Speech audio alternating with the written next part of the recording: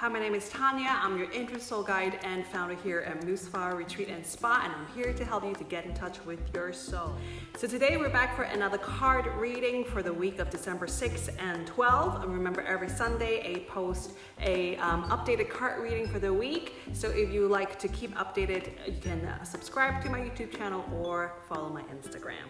And I also want to let you know that Masaru Retreat and Spa, this December we are supporting Orbis International, which is a global non-profit organization that helps to prevent and treat avoidable blindness. So we have our online fundraising page up, and this year we have pledged to support $3,000 US, and hopefully you can join us to help children to envision a brighter future, because did you know there are 1.4 billion children worldwide who are blind, and actually 75% of these cases can be cured or avoided. So please join us to support. I'll leave the link below for the online fundraising page in a description box. And now let's get right to the card reading. And this week actually we're going to use this card deck. And this card is called the Water Crystal Oracle from Dr. Masaru Emoto. And these are the water crystal pictures that from his research called The Message of Water. So this is actually not a new card deck. This has been a card deck been sitting in our pavilion, and it's doesn't have a lot of the instruction booklet. It doesn't have a lot of explanation for the meaning of the cards, but it's also a really good kind of you'll see what I mean.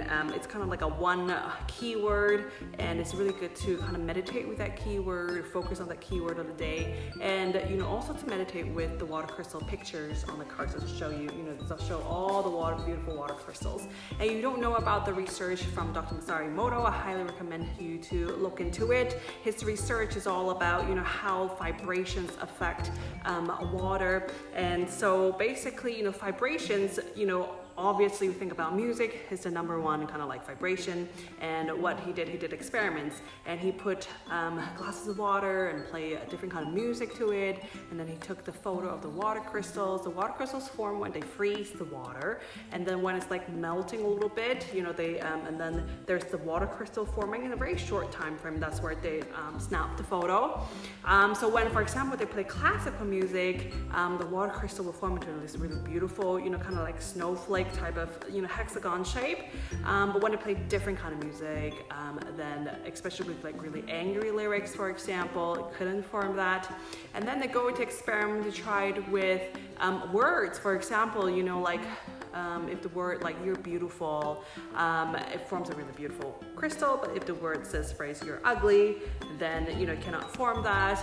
And then also goes to pictures as well. And of course they did an experiment with our thoughts form, when they send their thoughts in a prayer form to a lake, for example. They took the water sample before and after the ceremony, and just to see the difference of the water crystal is amazing, and how these can apply to our daily life, because we are 75% water inside. Okay, so definitely I will leave a link of Dr. Masaru Emoto's website, so if you want to, you can find out more about. So let's go into a card reading. I'm going to shuffle the cards. So you see these cards are different, like all they are. They have water crystal pictures, but I'm not going to look. So what is the card message of the week for the group this week for the highest good? All right. Okay. Okay, I got one. Oh, look at that. So, okay, so the card itself, you see the beautiful water crystal here, and I also want to show you the back of the card. And the back of the card says Cranial Hado, peace of mind. So it's a healing card,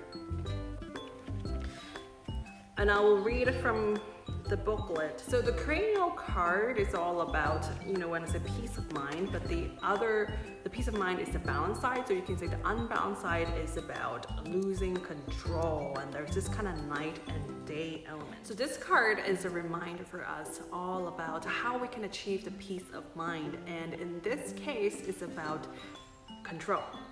Now, what I mean by about control is actually giving up on controlling the things that we cannot control, which is sort of external, controlling the things that we can control, which is our response, our reaction, our decision making, our intention.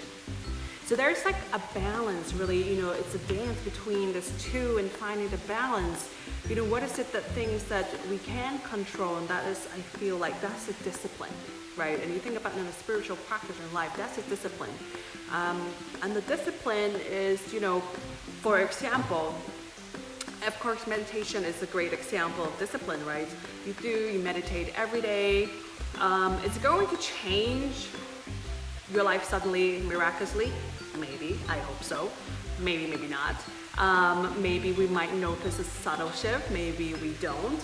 And that's okay, but we do keep it every day, and it kind of forms this basis or this anchor for us, right? Same as I always love this example, like brushing your teeth, because if you skip brushing your teeth one day, you don't really notice what's happening. If you skip it for like a week, maybe you're still okay, but if you skip it for like a month, you might still see things happening, right? Like, maybe your teeth starting to suffer from that. And that's same for meditation. All the other spiritual practices that you do, or you would like to get into, or same for exercise, for example, you do it one day, if you do it regularly versus you just do it kind of sporadically, you can see the difference. So there's the discipline, right? That's the control, the discipline. And I love this Zen teacher who I follow had described discipline is like mountains, right? They're like a mountain. But then you also need the river, you need the water, and you need to go into flow, and that is the letting go of the control things that we cannot control on the outside. Now, so for example, if some, the pandemic happening, in a lot of places, maybe there are coming back cases, surges, waves, lockdown, and we can't control that. What you can control is your response to it, and how can you find your calm and your peace amidst all this chaos. And that is where spiritual practice is really important. Meditation, prayer, journaling, whatever that you do as your spiritual practice, as the anchor. I really see that as an anchor, kind of in the eye of the storm. Like there's a storm going on outside, and that's just like kind of grounds you and anchors you. Spending time in nature, or just being grateful and being mindful.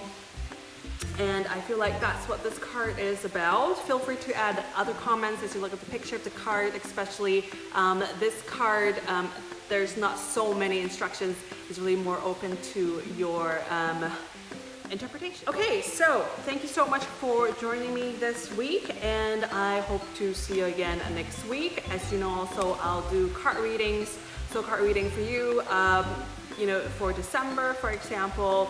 Oh, and speaking of December, I forgot to mention, I have already finished writing the blog for December, the card reading for the month of December, so feel free to check that out in my blog. I'll also put the link in the bio or in the description. So I will be available for soul card readings until the 15th of December, and after that I'll be taking a break because we'll be doing a magic week here in Muse-Flower, and I want to focus on that. So if you do want to get your card reading with me, either the email one or the face-to-face one, please let me know and book before December 15, or else I will see you guys next year for that. All right, thank you so much, and I'll see you next week. Bye.